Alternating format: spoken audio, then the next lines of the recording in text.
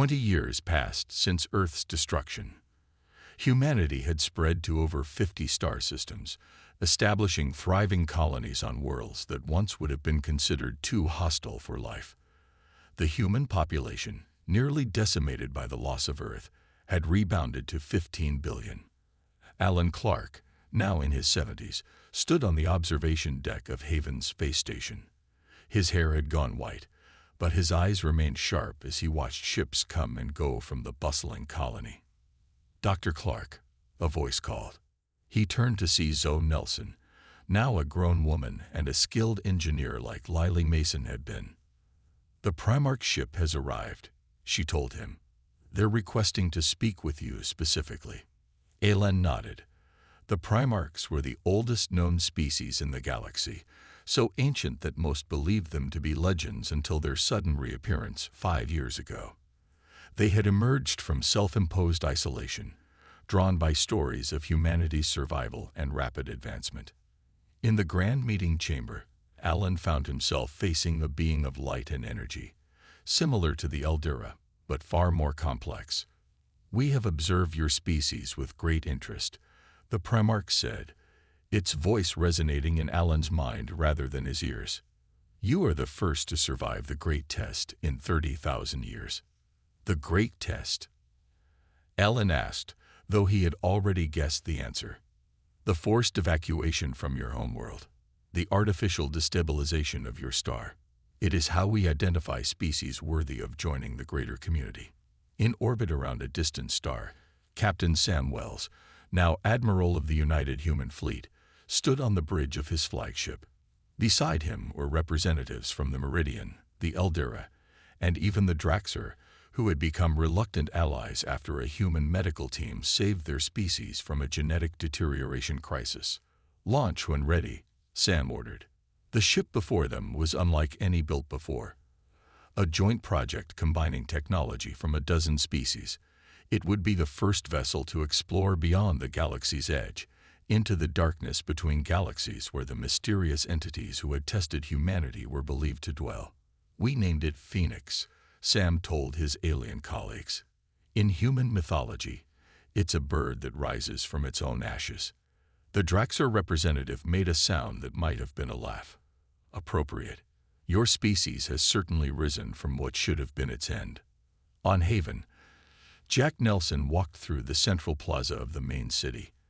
At 65, he had lived to see humanity not just survive but transform the galaxy. His chronicles of the Exodus have become required reading in schools across human and alien worlds alike. He sat on a bench, watching children play. Human children with their varied skin tones ran alongside Meridian offspring with their translucent bodies, and even a few young Draxer, their scales gleaming in the sunlight. Nickel Weber and Lily Mason had combined their genius to create transportation technology that revolutionized galactic travel. Their matter transmission system allowed instant movement between any 2 points where receiver stations existed. The technology had broken down the final barriers between species and worlds. In the Intergalactic Council chamber, Eric Porter, now the senior human representative, stood with Olivia Grant. Together, they had helped reshape the Council into a more dynamic institution, one that celebrated innovation rather than feared it. "The Primarchs have confirmed what we suspected," Olivia told Eric quietly before the session began. "We weren't the first to be tested, but we've gone further than any species before us." "And what happens now?" Eric asked. "They believe we're ready for the next step. There are threats beyond our galaxy that even the Primarchs fear. They've been searching for allies with our particular abilities." The Phoenix departed on its historic mission, crossing the boundary of the Milky Way. Sam Wells stood at the viewports, watching as familiar stars faded behind them and unknown darkness spread ahead. On a playground on Haven, a human child and an Eldera child built a sand castle together. Above them, the stars shone brightly, including one that hadn't existed 20 years earlier. A new star carefully engineered as a memorial to Earth, placed exactly where Sol would have been visible from Haven. "When did your people arrive in the galaxy?" the Eldera child asked.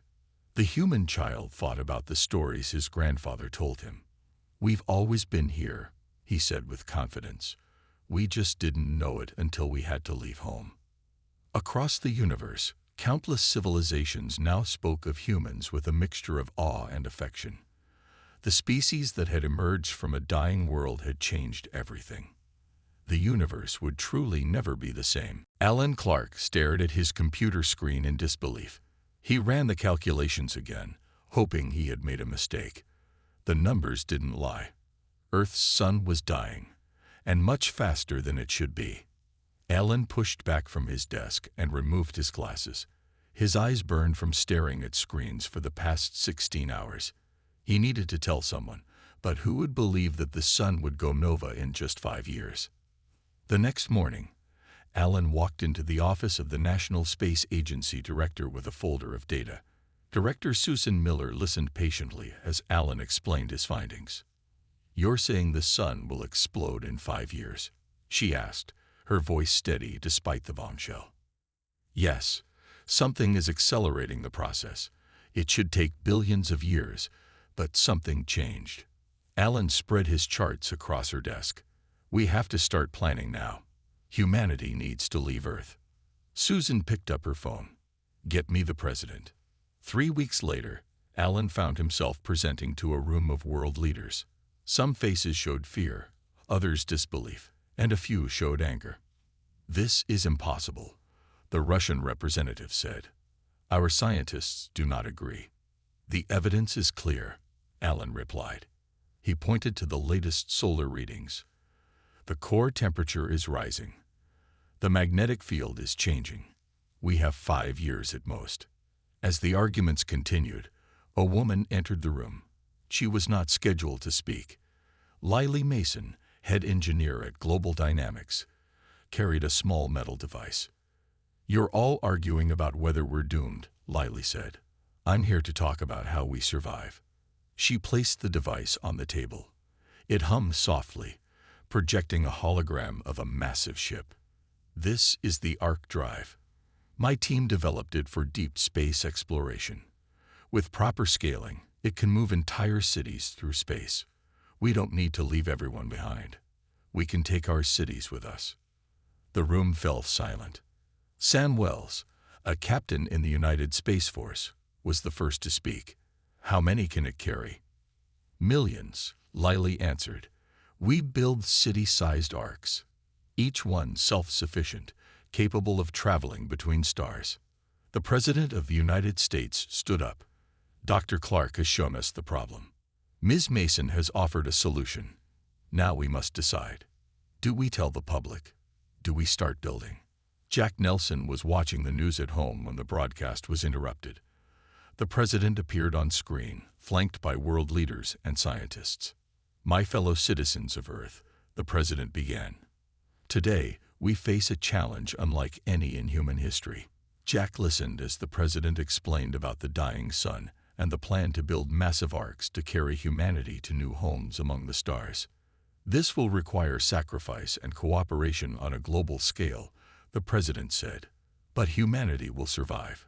We will not let our light be extinguished."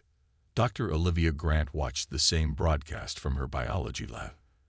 As a leading expert on ecosystems, she immediately understood the challenge: how to preserve Earth's biodiversity on these arcs. She made a call to the number flashing on the screen for scientists willing to help. Within days, construction began. Former enemies became partners. Resources were pooled. The first arc blueprints were drawn up for New Chicago, designed to carry 3 million people. Alan worked alongside engineers and scientists from around the world. Late one night, as he studied the stars from an observatory, he noticed something strange. A light that moved unnaturally. Not a satellite or plane. "Someone's watching us," he whispered to himself. In deep space, the Vraxian scout ship adjusted its cloaking shield. The commander observed the unusual activity on the third planet. "Interesting," the alien commander noted. "They've discovered their star's instability and are preparing to leave. Inform the Council. Humanity is about to join the galactic community." On Earth, Humanity worked against time, unaware they were already being observed by those who waited among the stars. 6 months after the announcement, the world had changed beyond recognition. Where once cities buzzed with normal life, they now hummed with the constant sound of construction. Massive arc frames rose into the sky, visible from miles away. Lily Mason walked through the construction site of New Chicago, the first arc. Workers moved like ants around the huge metal skeleton. She checked her tablet, reviewing the latest test results of the arc drive. The numbers looked good, but they needed to be perfect. "How's it coming along?" asked Sanwells. The captain had been assigned to oversee security for the arc project. "We're on schedule," Lily said, "but I'm worried about the power requirements. We need more nuclear material than we thought." San nodded grimly. "Resources are already stretched thin. People are starting to panic as supplies get rationed." Across the world, similar scenes played out. In every major city, arcs were being built. Governments had created a global lottery system to determine who would board which arc. Families were being kept together, but communities were splitting apart. Jack Nelson sat at his kitchen table with his wife and daughter. The letter had arrived that morning. "New Chicago," he read aloud. "We've been assigned to New Chicago." His wife Karen squeezed his hand. "At least we're together. My sister got assigned to Pacific Sanctuary. We might never see each other again." Their daughter Zoe looked up from her homework. "Will there be other kids on the ark?" "Yes," Jack assured her. "Thousands of them. And you'll all go to school together and learn about our new home." In space, the Vraxian scout ship was joined by others. Word had spread through the galactic community about Earth's impending doom and humanity's surprising response. "They're actually trying to save everyone," said a Meridian observer, their translucent body glowing with interest. "Most species at this stage would only save the elite."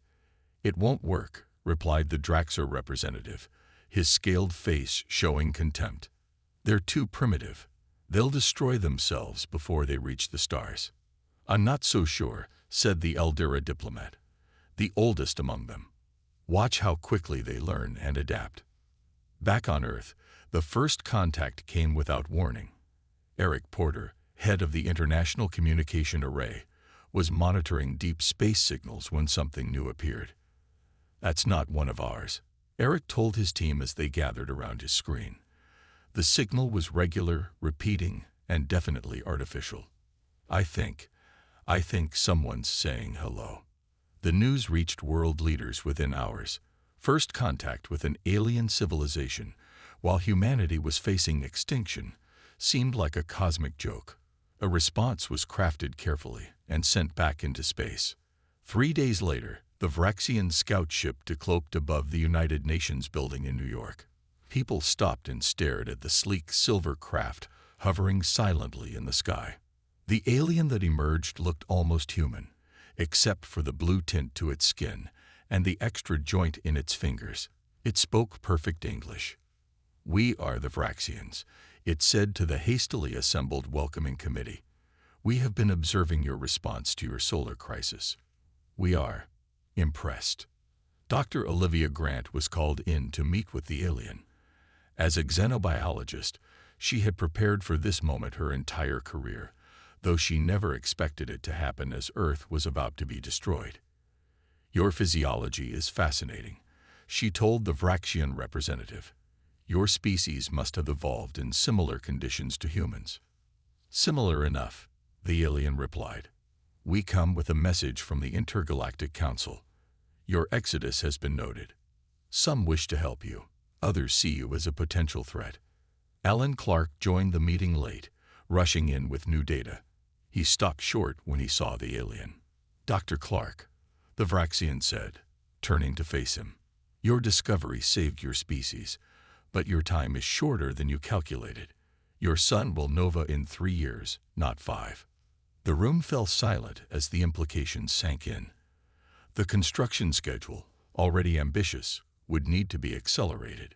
"We need to launch New Chicago immediately," Lily Mason said. "Ready or not, Humanity needs to take its first step into space. The day New Chicago launched was one humanity would never forget. The massive ark, 3 miles long and 1 mile wide, rose slowly from its construction cradle. Its engines glowed blue against the dawn sky. 3 million people watched from inside as their new home left Earth forever.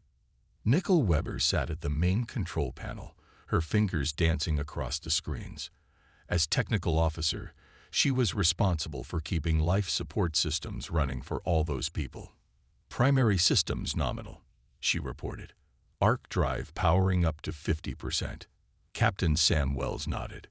He had been assigned to command New Chicago's maiden voyage. Take us up easy.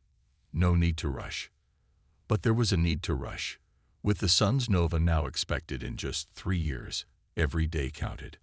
The massive ark shuddered as it gained altitude. People held onto rails and each other as artificial gravity adjusted. Jack Nelson held his daughter's hand as they looked out a viewing port.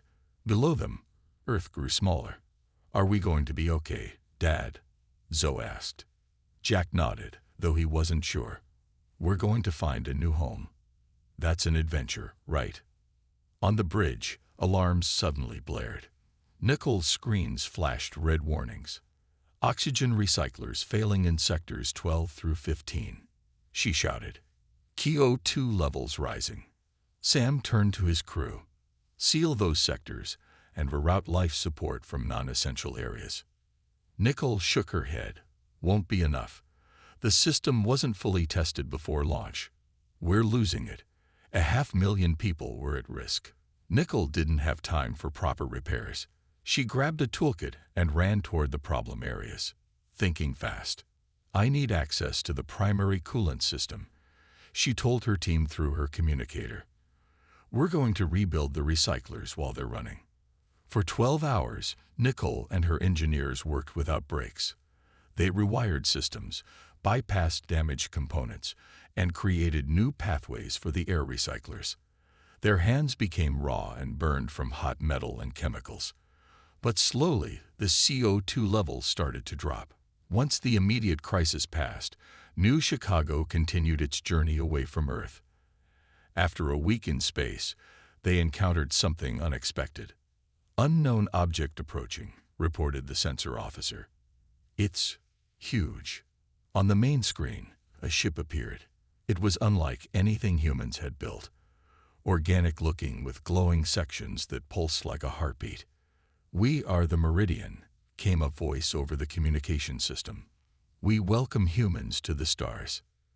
The Meridian were peaceful travelers who had been observing Earth from afar. Their bodies were semi-transparent, with visible internal organs that glowed with blue light. They offered to guide New Chicago to a habitable world they knew of. "Why help us?" Sam asked their leader. "Because all new species need guides," the alien replied. "And your determination impresses us." Eric Porter, now serving as New Chicago's diplomatic officer, established communication protocols with the Meridians. Together, they created a basic translation system. "They say they've watched Earth for centuries," Eric reported to Sam. "Apparently, we're not the only aliens who've been studying humanity." Meanwhile, Dr. Olivia Grant discovered something disturbing in her lab. She had been analyzing data from the Meridian ship. "Captain," she said when she reached the bridge, "the Meridians aren't the only ones following us. There's another ship staying just out of our sensor range." "Hostile?" Sam asked. "Unknown, but they're definitely hiding from us." As New Chicago followed the Meridian ship, Jack Nelson began recording daily logs. He wanted to document the human experience for future generations. Day 15 in space, he dictated to his tablet. Today Zoe asked when she could go outside and play. I had to explain there is no outside anymore. Not until we find our new home. After 3 weeks of travel, the Meridian ship slowed. "We have arrived," their leader announced. "Welcome to what you might call Haven." Through New Chicago's viewing ports, people gasped at the sight of a blue-green planet orbiting a yellow star. It looked remarkably like Earth. Humanity had found its first new home. As New Chicago orbited Haven, The second arc, Pacific Sanctuary, prepared to leave Earth.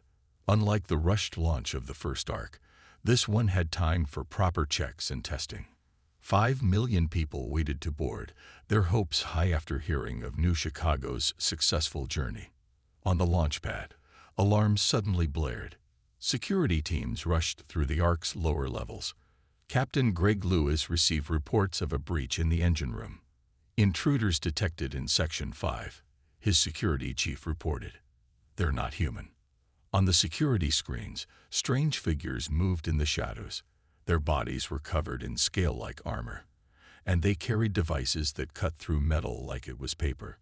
Back on Earth, Sam Wells had just returned from New Chicago to help coordinate the defense of the remaining arcs. He led a team toward the engine room, armed with weapons designed based on what they had learned from the Vraxians. "Hold your fire unless threatened," Sam ordered. "We don't know who they are or what they want." The aliens turned as Sam's team entered the engine room. One of them stepped forward, its mask retracting to reveal a reptilian face with 4 eyes. "Humans," it hissed. "You should not leave your world. You are not ready for the galaxy." "Who are you to decide that?" Sam asked, keeping his weapon ready. "We are the Draxor Imperium. We have ruled this sector for 10,000 years. New species must prove themselves worthy before spreading to the stars." Sam stepped closer. "Our world is dying. We have no choice but to leave." "Then die with it," the Draxor replied and raised a device. Sam fired first. The Draxor fell back, wounded but alive. The other aliens raised their weapons, but more human security forces arrived, surrounding them. "Take them alive if possible," Sam ordered. "We need information." On Haven, the settlers from New Chicago were building their first structures on the surface.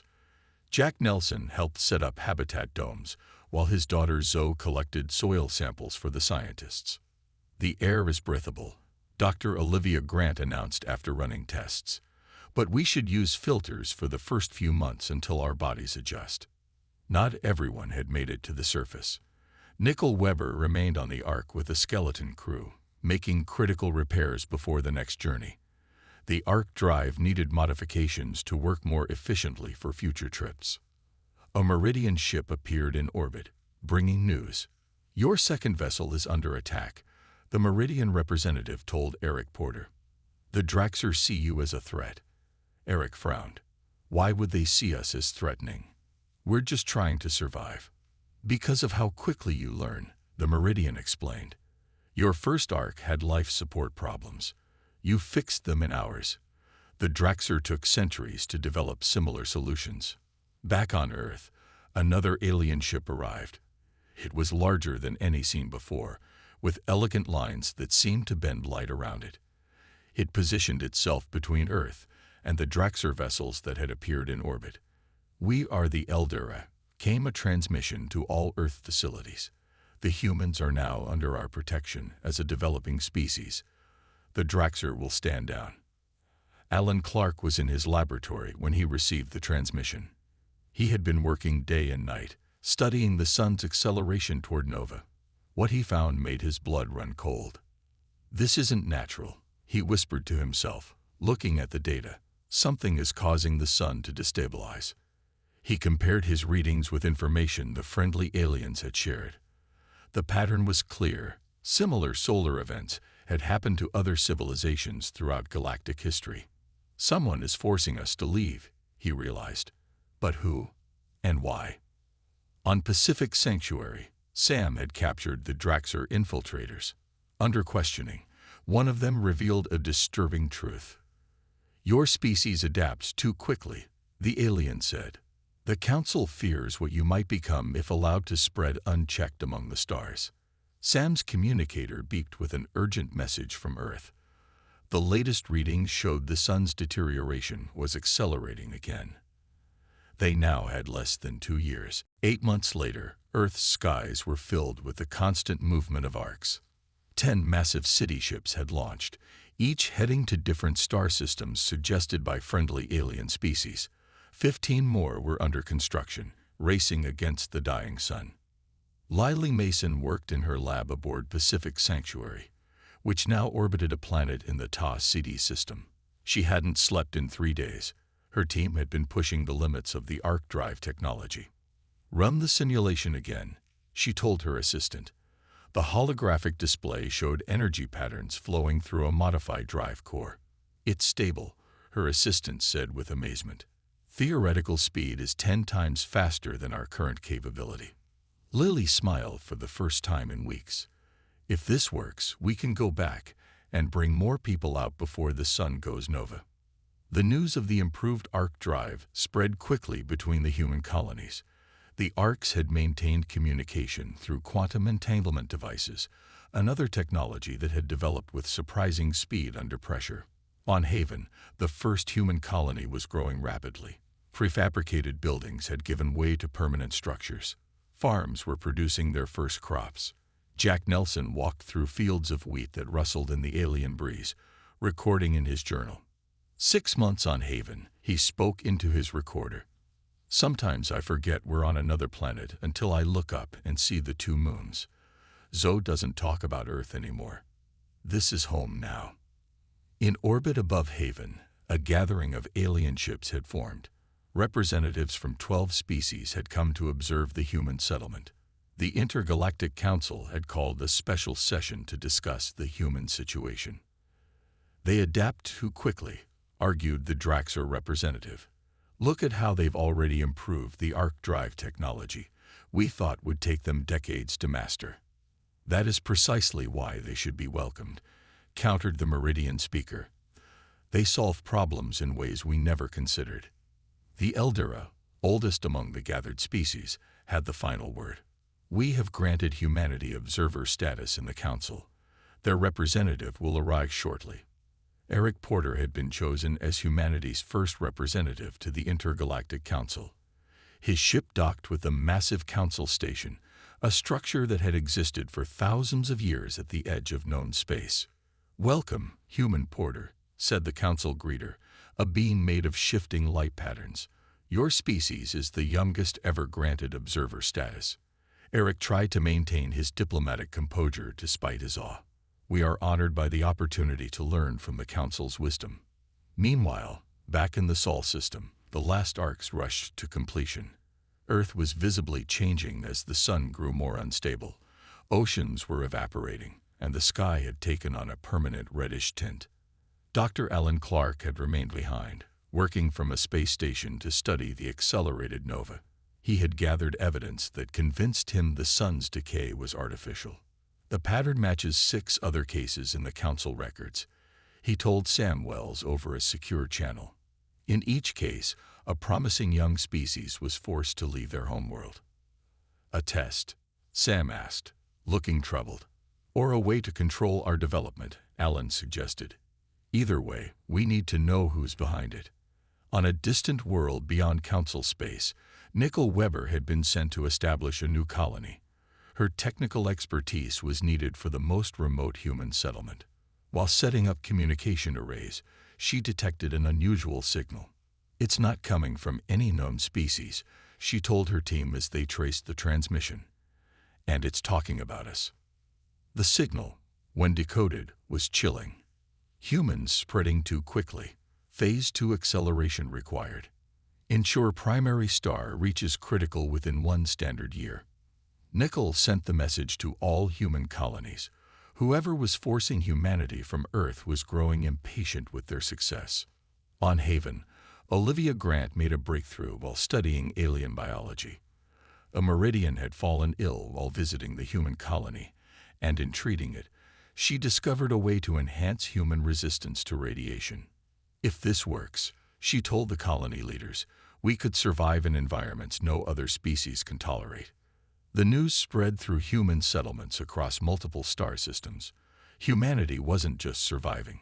It was thriving under pressure that would have crushed most species. Earth's final days approached faster than anyone had predicted. The sun glowed an angry red, visible even during daylight hours. The last 5 arcs were in their final stages of construction, with the largest one named Legacy, designed to carry the remaining 10 million people. Alan Clark returned to Earth from his orbital research station. He brought with him proof that would change everything. The sun is being artificially destabilized. He told the Emergency Council of World Leaders. He displayed holographic models showing energy patterns within the sun. These patterns don't occur in nature. Someone is using technology beyond our understanding to force us from Earth. Why? Asked the council head. What could anyone gain from this? Alan shook his head. I don't know, but I shared my findings with our allies in the Intergalactic Council. The Eldera are investigating. Outside the council chambers, the sky darkened prematurely as another solar flare erupted. Power grids across the planet flickered. On the Draxxur homeworld, their high command prepared for war. Hundreds of warships gathered in formation, their weapons primed. The humans have spread to 17 star systems in less than 2 years, said Fleet Commander Zex. Their rate of adaptation and technology development exceeds all predictions.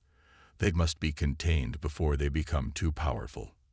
The Draxxur fleet moved toward human colonies, targeting Haven first as the most established settlement.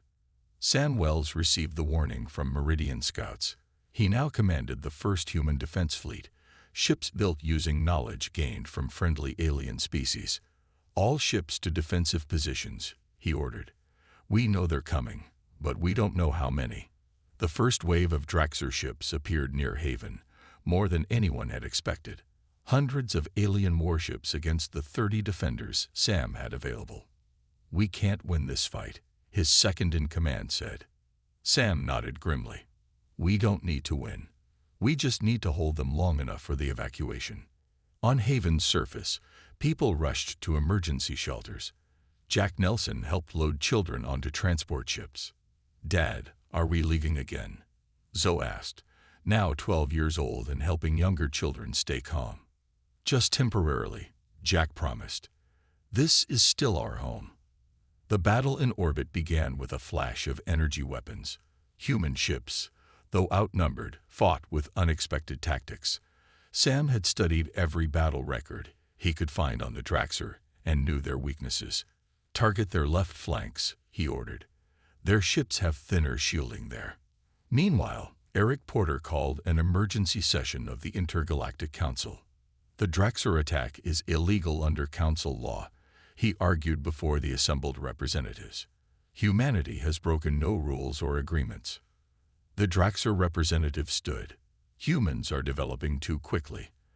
They have created technologies in months that took us centuries. They are a threat to galactic stability. An unexpected voice joined the debate. A being of pure energy, one of the mysterious Eldera, appeared in the center of the chamber. We have completed our investigation of Sol's star, the Eldera announced. It was indeed artificially destabilized. Not by any council race, but by entities from beyond our known space. The council chamber erupted in confusion.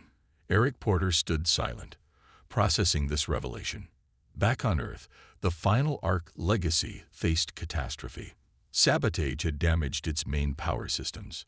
Nicole Weber, recalled from her distant colony for her technical expertise, worked frantically to fix the failing systems. We have 3 days before the next solar flare, the Ark's captain told her. If we're not gone by then, we never will be. Nicole studied the damaged systems. These weren't damaged by accident. The same pattern of sabotage happened on Pacific Sanctuary. Can you fix it? The captain asked. Nicole took a deep breath. Not conventionally, but I have an idea that might work. She called for equipment that no engineer would normally consider using. Her plan was risky, experimental, and completely untested. It was also their only hope. As she worked, Alan Clark made a final devastating discovery. The sun's nova would be far more destructive than predicted. When it exploded, the shockwave would not just destroy Earth. It would reach Mars, Jupiter, and beyond. Any arc still in the solar system would be annihilated. The sun erupted in a blinding flash that lit up Earth's sky like a second dawn. Legacy, the final arc, broke free of its construction cradle with emergency boosters firing at full power. Nicole Weber's untested modifications to the power systems held. Barely. "We're clear," the captain announced to the 10 million souls aboard, preparing for arc drive activation. On the bridge, Nicole watched the energy readings with her heart in her throat. The improvised systems were straining beyond their limits. 30 seconds to drive activation, she reported. "If this works, we'll make the jump safely." Alan Clark stood beside her, his eyes fixed on the monitor showing the sun. Its surface boiled with massive eruptions, the corona extending farther than ever recorded. "It's happening faster than even my worst predictions," he said quietly. "We have minutes, not hours." The ship shuddered as the arc drive powered up. A blue-white glow enveloped the massive vessel. Then, with a flash that briefly outshone the dying sun, Legacy vanished from the Sol system, the last piece of humanity to leave its birthplace. Behind them, the sun exploded. The shockwave tore through the inner planets, vaporizing Mercury and Venus instantly. Earth, humanity's cradle for millions of years, was engulfed in fire and reduced to molten fragments. The wave continued outward, destroying everything in its path to the edge of the solar system. In the Haven system, the battle against the Draxer fleet had reached a critical point. Samwell's ships were down to just 12, holding a defensive line around the evacuation transports. "We've lost the Roosevelt," his tactical officer reported. "Shields failing on the Washington." Sam studied the Draxer formation. Despite their superior numbers, they were fighting with predictable patterns. He noticed their flagship directing the attack from the rear. "All remaining ships," he ordered, "focus fire on these coordinates." The human vessels fired their remaining weapons at a single point in space. The Draxer flagship, hidden behind a cloaking field, suddenly became visible as its shields failed. Before the Draxer commander could react, a new fleet appeared. The sleek ships of the Eldera warped into the battle, positioning themselves between the human defenders and the Draxer attackers. "This conflict ends now," the Eldera commander transmitted to all ships. "The Draxer will withdraw or face sanctions from the full council." At the Intergalactic Council chamber, Eric Porter received the news that Earth was gone. He stood silent for a long moment, feeling the weight of history on his shoulders. "Earth is destroyed," he announced to the assembled representatives. "Humanity's homeworld is no more." The chamber fell silent. Even the Draxer representative showed respect by lowering its head. "Yet we survive," Eric continued. "Across 23 star systems, in arcs and colonies, humanity lives on. We request full membership in the Council, not as refugees or observers, but as equals." The Council voted immediately, an unprecedented speed for a body known for deliberation. By an overwhelming majority, humanity was granted full member status, the fastest ascension in Council history. On Haven, as news of Earth's destruction reached the colony, Jack Nelson stood with his daughter watching the night sky. Somewhere up there, the light from their destroyed sun would one day reach them. "Do you remember Earth?" he asked Zoe. "A little," she said. "I remember the park near our house, and the snow in winter." She looked at the strange constellations above Haven. "This is home now." Across the human colonies, a day of mourning was followed by renewed determination. Engineers improved the arc drives based on Nicole Weber's emergency modifications. Lily Mason's faster-than-light technology was implemented across the fleet. Dr. Olivia Grant's research into radiation resistance led to new medical treatments that helped humans adapt to various planetary conditions more quickly than any species in Council records. The Meridian scientists were amazed. "You've accomplished in 2 years what took our species 2 centuries, one told Olivia. She smiled. "When survival is at stake, humans become very motivated." In deep space, beyond the known galaxy, the entities that had destroyed Sol's star observed the human diaspora with growing concern. Their experiment had produced unexpected results. The test subjects had not only survived but thrived. "They are spreading faster than anticipated," one entity communicated to another. "Their adaptability exceeds all previous species." "Perhaps," replied the other, "we have finally found the ones we have been searching for."